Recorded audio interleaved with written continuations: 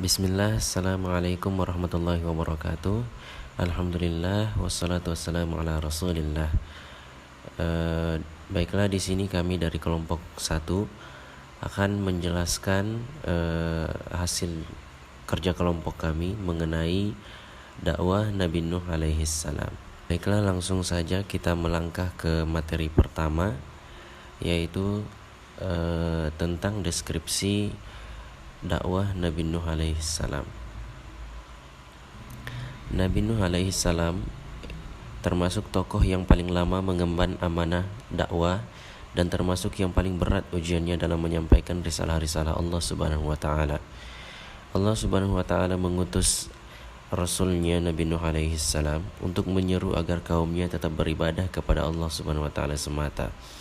Hal ini dijelaskan dalam Quran surah Nuh ayat 2-3 tentang bagaimana Nabi Nuh alaihi salam melakukan tugas dakwahnya dan apa yang menjadi pokok seruan kepada kaumnya. Ayat tersebut yang artinya, dia Nuh berkata, "Wahai kaumku, sesungguhnya aku ini seorang pemberi peringatan yang menjelaskan kepada kamu, yaitu sembahlah Allah, bertakwalah kepadanya dan taatlah kepadaku." Kemudian dalam hal ini Sayyid Qutb menjelaskan dalam tafsirnya tentang konsep dakwah Nabi Nuh alaihi salam.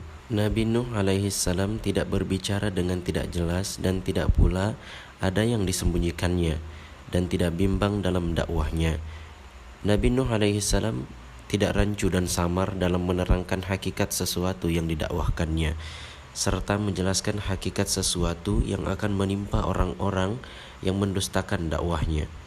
Nabi Nuh alaihi salam begitu terang, jelas, dan lurus dalam menyampaikan seruannya. Kemudian dalam hal ini Ahmad Mustafa Al-Maraghi menyimpulkan ayat ini dengan beberapa konsep dakwah, yaitu Nabi Nuh alaihi salam selalu memperingatkan akan azab dan berhati-hati kepada siksaan.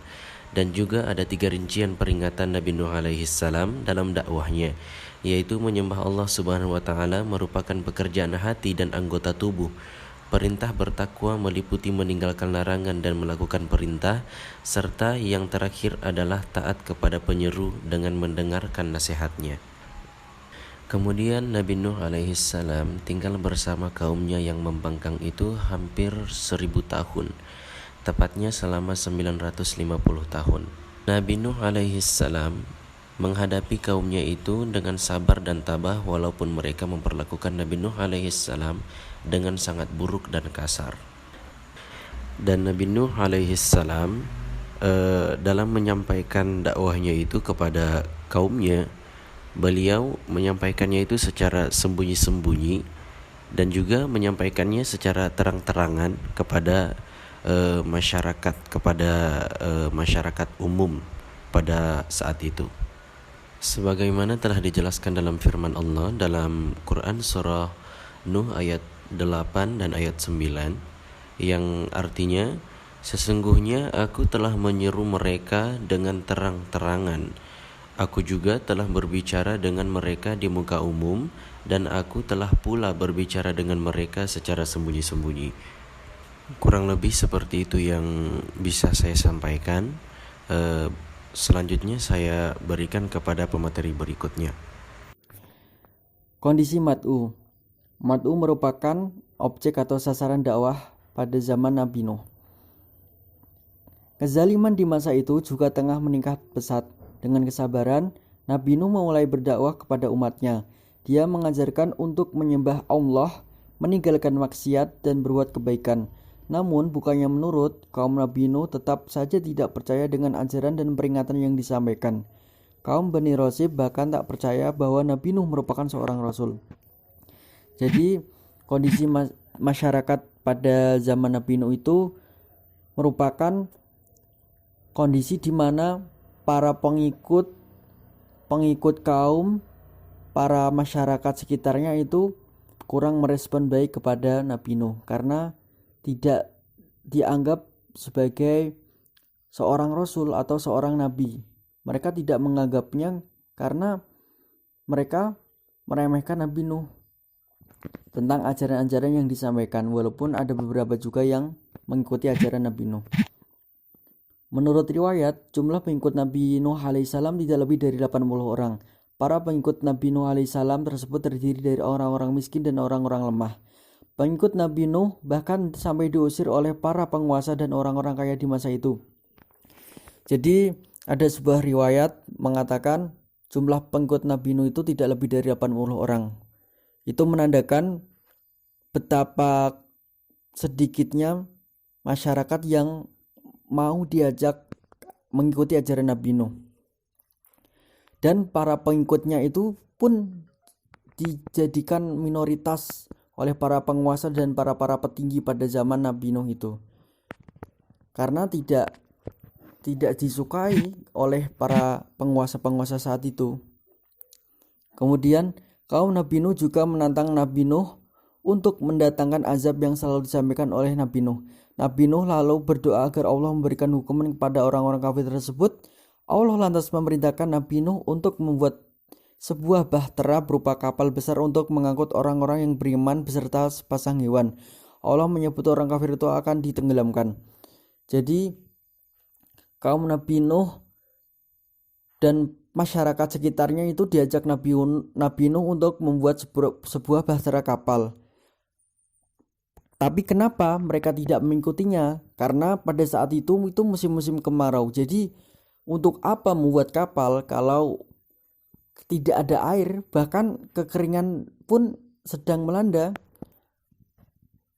Jadi mereka menentang dan mencemooh Nabi Nuh. Padahal itu perintah langsung dari Allah Subhanahu wa taala kepada Nabi Nuh alaihissalam agar membuat kapal. Dan Allah juga memberitahukan bahwa bakal ada bencana besar yang akan melanda daerah tersebut. Dan akhirnya pun terjadi juga. Maka dari itu, segala yang diajarkan maupun diperintahkan oleh Nabi atau Rasul, sebaiknya pengikutnya itu harus mengimaninya. Respon Mad'un terhadap dakwah. Respon kaumnya Nabi Nuh terhadap dakwahnya Nabi Nuh. Nabi Nuh alaihissalam hidup di tengah-tengah kaumnya kurang lebih 950 tahun. Namun dengan waktu yang begitu lama, respon yang didapat dari kaumnya sendiri itu sangat menyedihkan. Nah, kenapa? Karena kaum Nabi Nuh merupakan kaum yang sangat pembangkang, kaum yang sangat ngeyel, keras kepala. Lah buktinya ketika Nabi Nuh mengajak berdakwah, telinga mereka itu tersumbat, hati-hati yang terkunci, serta akal pikiran yang membatu. Nasihat dan peringatan tidak ada manfaatnya bagi mereka. Ancaman akan adanya pembalasan tidak mampu menjatuhkan mereka dari perbuatan jahat. Sebagaimana Allah berfirman dalam surat Nuh ayat 2 dan 3. A'udzu billahi minasyaitonir rajim. Qala ya qaumin inni lakum nadhirum mubin. Inna a'budullaha wattaqu wa ati'un. Wallahu a'lam bil muradi. Yang artinya Nuh mengatakan, wahai kaumku, sesungguhnya aku ada pemberi peringatan yang terang kepadamu. Sembahlah Allah dan bertakwalah kepadanya, serta turutilah perintahku. Dalam ayat ini diperjelas wa ati'un, dan turutilah aku, dan turutilah perintahku. Diperjelas. Kenapa? Karena saking pembangkang, saking keras kepalanya. Bahkan saking membangkangnya kaum Nabi Nuh dituduh dengan hal-hal yang tidak pantas oleh mereka. Seperti Quran surat Al-A'raf ayat 60 sampai 61 yang artinya pemuka-pemuka kaumnya berkata, sesungguhnya kami memandang kamu berada dalam kesesatan yang nyata. Dan menjawab, hai kaumku, tak ada padaku kesesatan sedikit pun, tetapi aku adalah utusan dari Tuhan semesta alam. Nabi Nuh dituduh sebagai orang yang sesat, orang yang pemikirannya nyeleneh. Masih banyak tuduhan-tuduhan yang dilontarkan kepada Nabi Nuh. Nabi Nuh dianggap gila, Nabi Nuh dianggap mendustakan dengan atas nama Allah, dan masih banyak lagi tuduhan-tuduhan yang dilontarkan terhadap Nabi Nuh. Walaupun Nabi Nuh sudah berusaha sekuat tenaga dalam berdakwah kepada kaumnya, namun hanya sedikit sekali dari kaumnya yang dapat menerima dakwahnya dan mengikuti ajarannya. Dari sekian lamanya berdakwah Nabi Nuh cuma bisa membawa kaum-kaum bawah seperti orang-orang fakir miskin, orang-orang yang berkedudukan sosialnya rendah. Itu yang dapat mengikuti ajaran Nabi Nuh. Kemudian dampak kegiatan dakwah di masyarakat.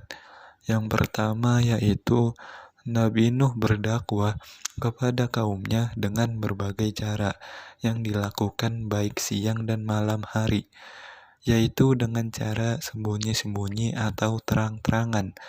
Namun semua cara yang ditempuhnya itu tidak membuahkan hasil. Bahkan kebanyakan dari mereka masih tetap berada dalam kesesatan. Yang kedua ialah Allah tetap memberi kemampuan untuk mengadakan pembicaraan yang pandai dengan musuh-musuhnya dan meyakinkan mereka dengan penalaran yang sangat baik.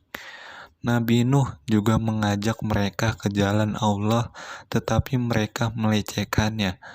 Ia juga mengancam mereka dengan kutukan Allah, namun mereka berlagak tuli.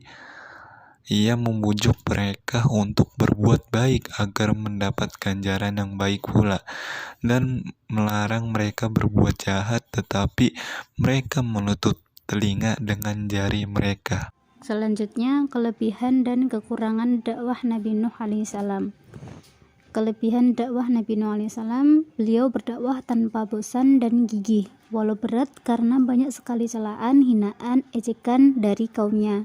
Berkat kesabaran terhadap perlawanan kepada kaumnya menjadikan Nabi Nuh alaihissalam mendapatkan julukan ulul azmi. Yang kedua, menyampaikan dakwahnya dengan lembut, bahkan dengan berdebat, karena Nabi Nuh diberikan kelebihan atas kejelasan ucapan, kecerdasan, dan kelembutan. Yang ketiga, membinasakan kaum kafir dengan cara memintakan azab kepada Allah Subhanahu wa taala, sehingga atas izin Allah kaum yang tidak beriman bersama Nabi Nuh alaihissalam tenggelam atas banjir yang dahsyat tersebut. Kemudian kekurangan dakwah Nabi Nuh alaihissalam. Mungkin dalam pembinaan keluarga Nabi Nuh alaihissalam, di mana istri dan anaknya, salah satu anaknya tidak ikut dalam agama yang dibawa oleh Nabi Nuh alaihissalam. Berbeda jika dibandingkan dengan Nabi Sulaiman yang menjaga keturunannya sehingga putra-putranya diangkat menjadi nabi dan rasul. Kemudian tidak bertambahnya pengikut agama yang dibawa oleh Nabi Nuh alaihissalam sampai beliau meninggal.